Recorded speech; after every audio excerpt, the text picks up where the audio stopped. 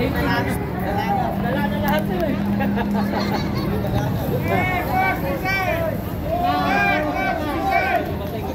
Igalang po natin. Igalang po natin. Pagnanakaw ng kabahan ng taong bayan. Korupsyon! Yun ang nangyayari sa atin lahat. Makinig kayo mga kababayan ko. I'm so tired to see this country na walang nangyayari. Walang asenso ang pamumuhay ng bawat Pilipino. Tama! Except ang mga mayayaman dyan. Ang mga korap. Ang mga magnanakaw. Tama! Wala silang pakialam dahil nag-iimbak sila ng pera para sa sarili nila. At nagkaroon ng problema sa bansang ito, anong gagawin nila?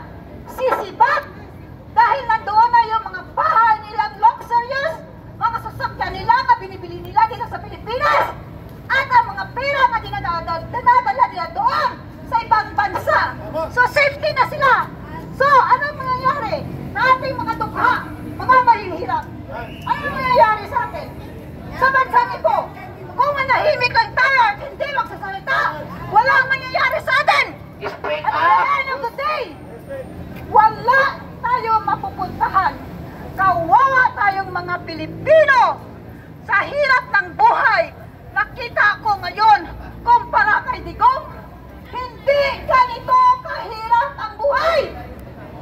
Dahil namin nangyayari ngayon, dahil sa korupsyon, sa pagnanakaw, lalo tayong pinapahirapan.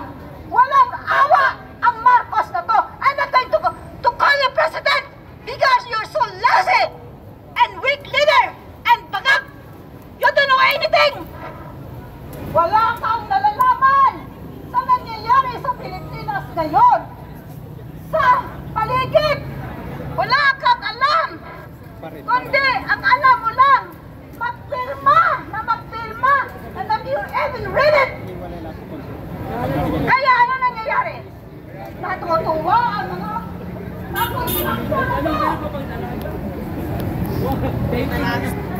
Dala na lahat to eh.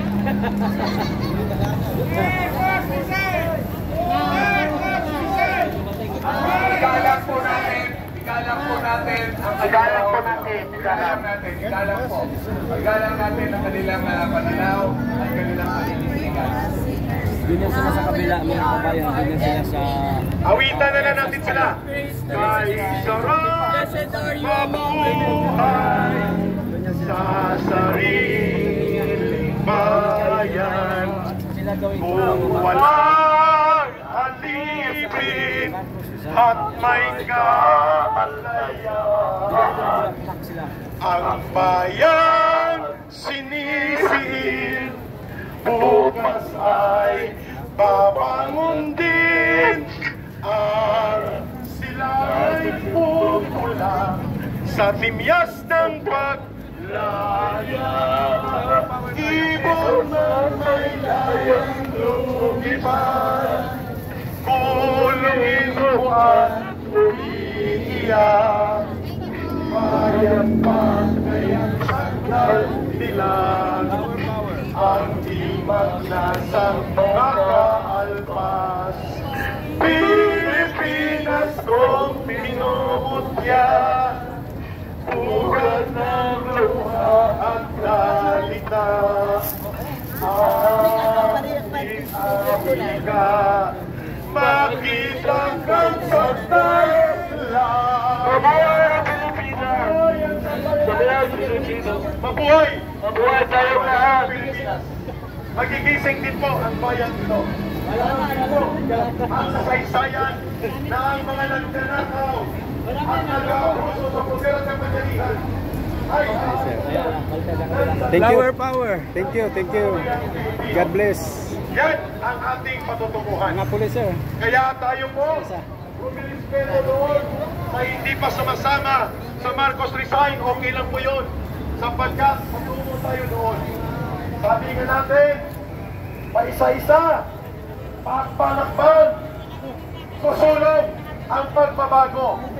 Basta, linawin natin, pambansang loyal. Paisa-isa lang ha, huwag ang patikim-tikim. Patikim-tikim na lang. Alam na natin ang patikim-tikim, ha? Ang paisa-isa, okay lang po yun. Doon tayo patungo sa paglakas. Okay, Nanay, ituloy mo.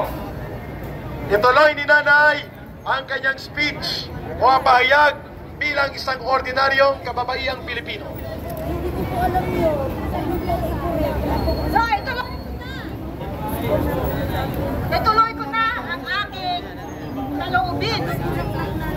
Naiinis na akong makikita na ganito na lagi ang Pilipinas sa tuwing karating ako galing abroad. Walang asinso! Wala! You, Marcos, nabudol mo kami! Nangangako ka! Pero ang pangako mo ay napapako. Kung sinasabi mong 20 kilos ng bigas, saan? Yan ay mapakain mo sa mga mahihirap? Nabukbuk na! Hindi ka na nahihiya sa sarili mo. Samantala ikaw, kumakain ka na masarap ng pagkain at nagpa-party-party sa Malacanang. Siguro, yun ang gusto mong gawin mo sa buhay mo at ni Lisa. Magpa-party-party at mag-drugs. Hindi kayo naaawa sa mga Pilipino na nandidito na mahihirap at nadukha na walang-wala. Mahirap ang buhay. Marcos, hindi ka nakikinig sa daing ng taong bayan. Ang alam mo lang ay mangurakot at mananakaw. Kaawa-awa ka naman, Marcos. Awa ang sarili mo. Niloloko mo lang ang sarili mo. Hindi ka naawa sa amin, mga taong bayan, nga naghinaing sa hirap at sobra na taas ng bilihin ngayon. At nakita ko pa, 500 pesos? Don't you mean that? What can you do for the 500 pesos? Ang masahe! Ang pariyakan mo lang yan, wala na! Hindi ka na yun! Tama na kaluluwa nyo!